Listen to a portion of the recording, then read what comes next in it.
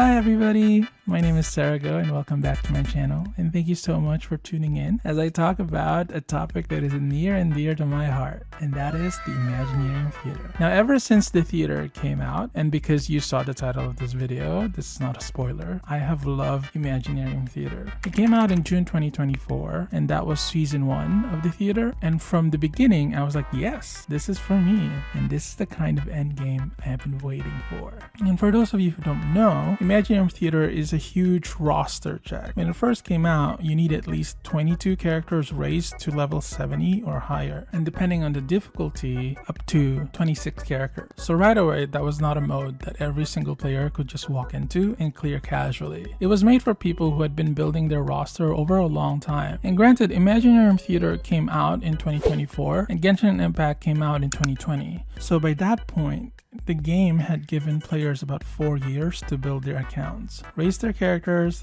collect resources, and keep on playing. So for old-timers like me, or people with very developed accounts, this was a great way to get those prima gems and give us a new challenge that we can sink our teeth into. Now since then, the mode has gone through different iterations, and they've expanded the number of combat performances, and they've expanded the number of difficult fights, and raised the roster requirement even more. Now, obviously, increasing the roster requirement makes the mode harder to access. It makes it more demanding, and it makes it more annoying for some players. But even with that, even with all the complaints, even with all the hate Imaginarium Theater has gotten, I still want to set the record straight, because for me, as we get closer to the 2nd anniversary of Imaginarium Theater, I just want to say this. Imaginarium Theater is awesome. Today, I want to talk about why I love it. I also want to talk about why people hate it, and why I think a lot of the criticism misses what this mode is actually trying to do. And hopefully by the end of the video, I can convince you to love Imaginarium Theater as much as I do.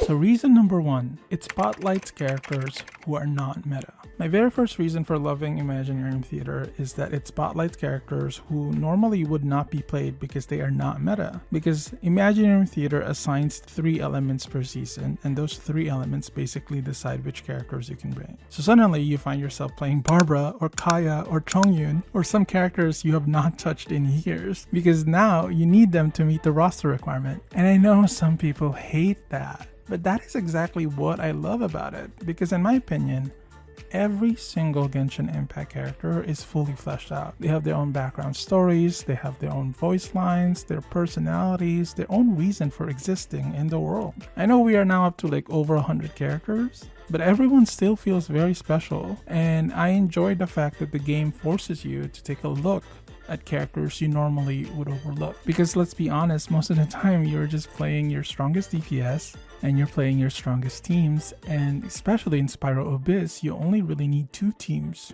to clear it. So what happens to everyone else? They just sit there.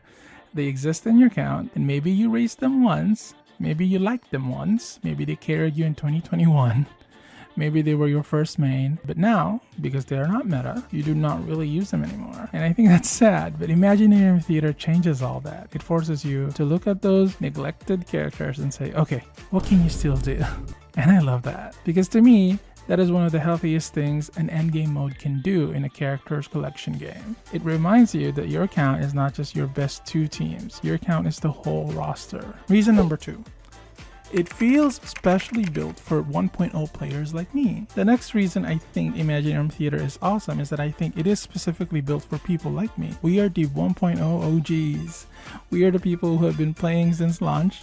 We are the people who have been logging in, building characters, collecting artifacts, raising supports, farming talent bucks, and slowly building our accounts over the years. And if you are a 1.0 player like me, Spiral Abyss probably got old in year 1 or year 2. And I'm not saying Spiral Abyss is bad. Spiral Abyss has its place. It is still satisfying to clear it. It is still the classic Genshin endgame mode. But after a while, it becomes routine. You build your 2 teams, you clear, you get your rewards, you move on. So when Imaginarium Theater was added in year 4, it felt like such a welcome addition, because finally there was a mode that looked at your whole account.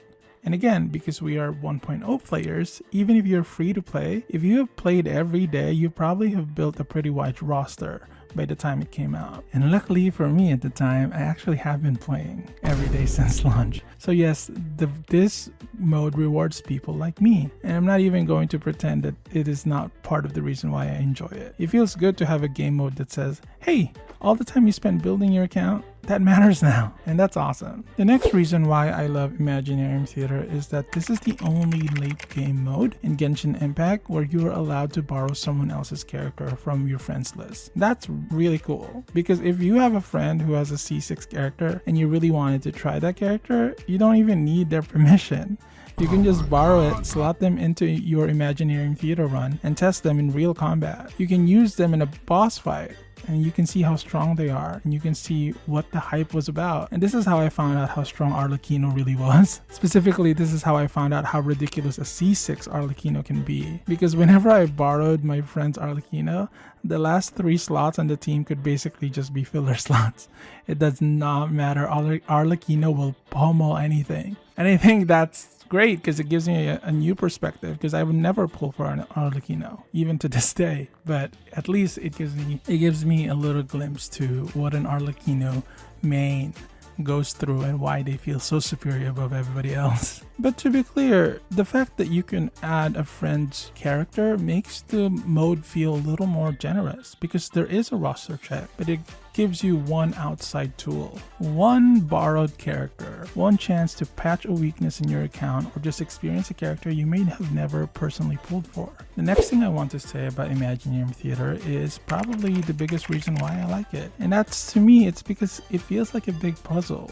You're only given a certain amount of DPSs, and because there's 3 elements are pre-selected, you only have so many viable DPSs to go around to fight all 6 bosses now. So these difficult fights where you have to plan for means that you can't just blow through your roster in the beginning. You have to plan. You can't just use your strongest character in a medium level stage fight because it's convenient. You want to make sure you reserve the strongest characters for the bosses. So you have to make sure that the weaker characters you add to your roster are enough to clear the non-boss fights at the very least. And to me, that challenge is very enriching, because it is like a puzzle. You're building, you're planning, you're calculating, and you're asking yourself, how can I clear this content with enough time to get the stars and move on while preserving my strongest DPS for a later boss fight? That is such a different kind of challenge from Spiral Abyss, because in Spiral Abyss, most of the challenge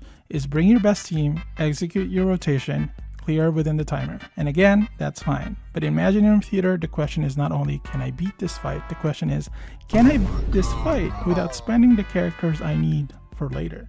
And that's what makes the mode very interesting to me. I mean, it's not just a combat check, because as everybody will know, I am mechanically challenged, but it's a planning check, and that I'm really good at because I'm a planning nerd. Now, another thing people do not give Imaginarium Theater enough credit for is that the buffs really do help. They are not just decorative little buffs where you barely notice the difference. If you max out the buffs and you keep buying them with your Fantasia flowers, the damage is not negligible. And because the buffs are so powerful, truthfully, even a free-to-play account can clear Imaginarium Theater if they have the required number of characters and if they plan properly. That is another thing you have to plan for, this Fantasia flowers. You use Fantasia flowers to buy the buffs and the cards, so you have to make sure that you are spending them well. You want to get the right boons before the final fight, and sometimes I have a really mediocre DPS unit going into the final boss fight, and it still works because I have maxed out all of my boons and I beat the final boss because of it. Because that really is how strong those boons are. And to me, that's good design, because it means the mode is not only asking, do you have all the constellations you need? Do you have the signature weapons? Do you have the most cracked artifacts? It's really asking you, can you use the tools the mode gives you? Can you plan? Can you budget? Can you survive the earlier fights without wasting your best resources? Can you make a messy team work? And that for me is really fun. That is much more interesting to me than just checking whether Maneuverlet or my Mavwika can delete something in 20 seconds. Now, I understand that the game is not perfect, so I'm gonna go ahead and list the most common gripes about it. A lot of the counter arguments I have been seeing focus on the roster check. People say that the roster check is too high for new players, and that is a valid criticism to have.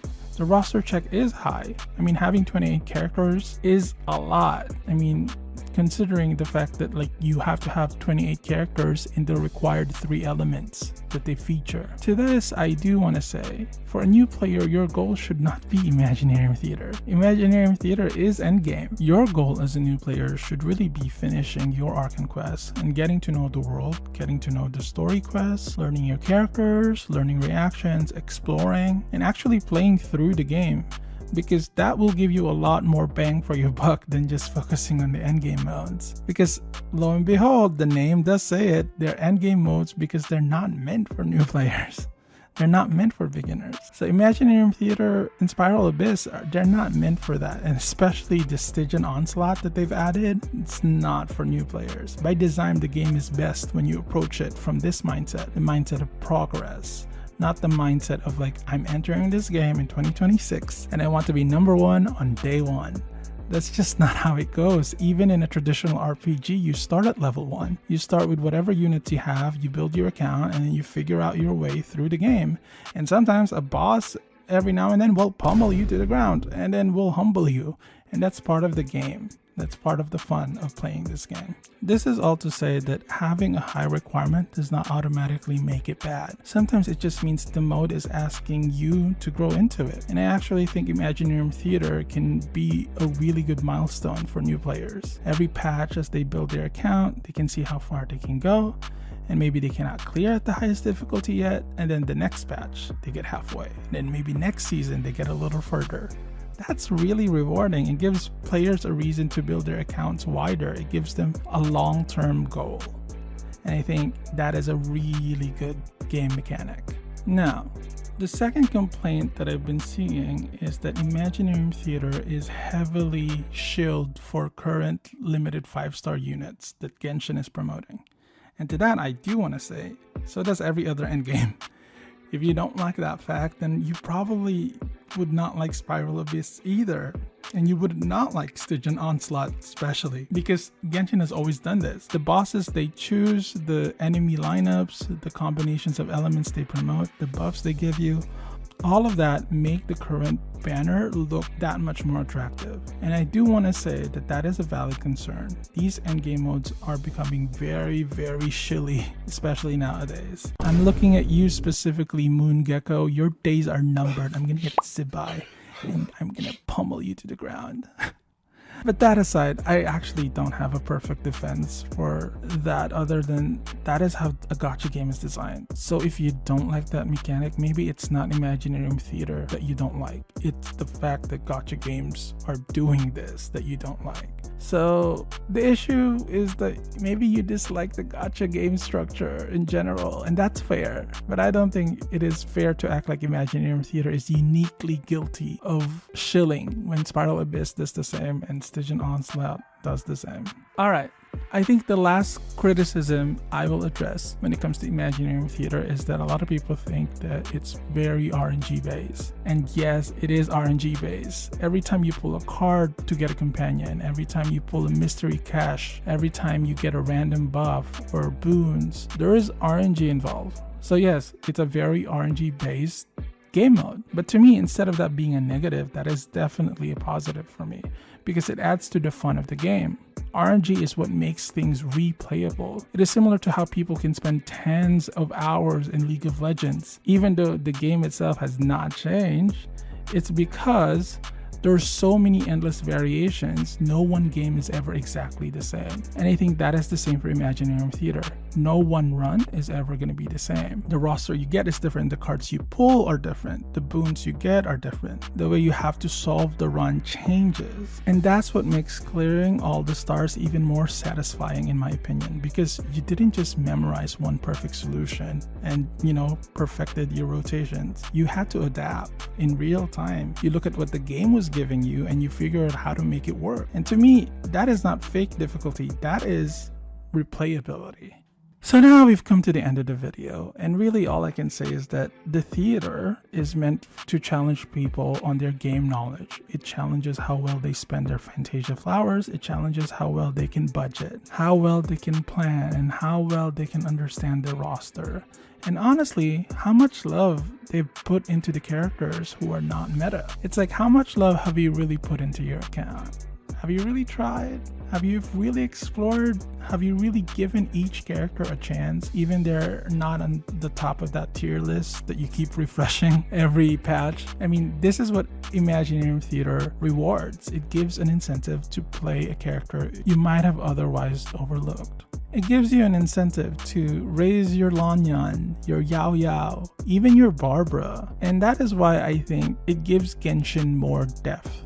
Because Genshin is not just about clearing content with your strongest team, it's about building an account over time.